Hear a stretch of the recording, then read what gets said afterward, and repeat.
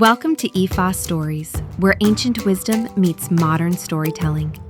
Step into the sacred tradition of Ifa, rooted in Yoruba land and shaped through centuries of interaction with neighboring West African cultures, and preserved in the Lukumi tradition of the diaspora.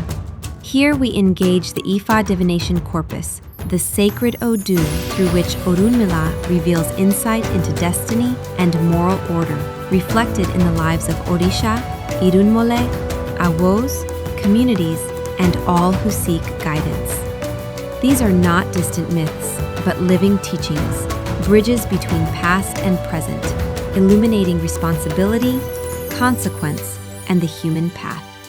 Honor the wisdom. Reflect on destiny. Journey with us into the heart of Ifa. Subscribe and let the stories speak.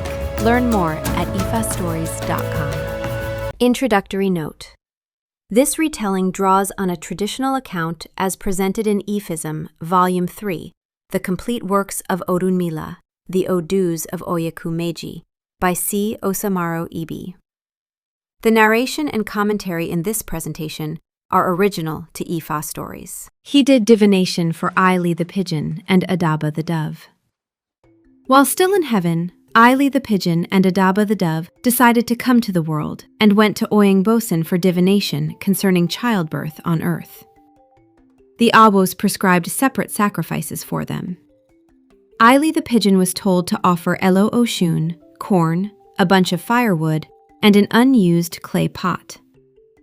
ADAABA the dove was told to offer chalk, a bunch of firewood, guinea corn, and all kinds of fruits. The Ifa priest declared that the materials used in these sacrifices would later appear in the children born to them on earth. After EYELE the pigeon bore children in the world, the signs of her offering became visible among them. They used sticks in preparing their beds within a clay pot, or its equivalent, and the camwood appeared as red marks on their feet. After ADAABA the dove also bore children, the signs of her own offering became visible among them as well.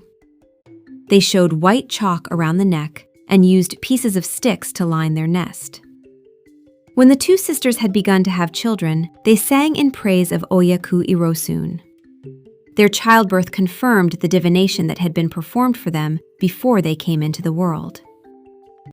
Ifa Odu. Oju mi to nishe awe ile. Irin eshe mi jina nishe awo iba odan. Bi o tiwu ki irin ajo jinato. Ti o ba pe orun le isan meta. A orin rin debe.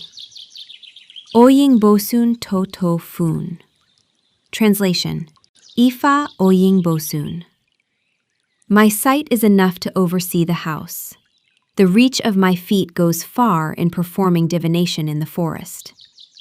No matter how far the journey may be, even if it remains in heaven until the third day, we will keep walking and walking until we arrive there. Oyekun, the one who divined with full precision.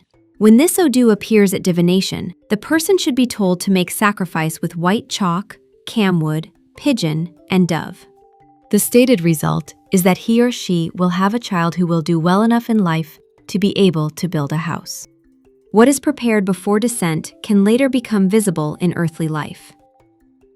EYELE the pigeon and ADAABA the dove received divination before coming into the world, obeyed the sacrifices prescribed for them, and in time saw those same sacrificial signs appear in their children. Their births were not random blessings, but living proof that the divination had been true from the beginning.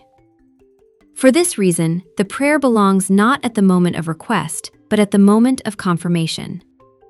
It is a song of praise to Oyekun, the diviner who saw correctly. Its language of sight, distance, feet, heaven, and journey reflects the deeper truth of the story. What was foreseen in the unseen world, prepared through sacrifice, and delayed in fulfillment, finally became visible on earth exactly as Ifa had declared.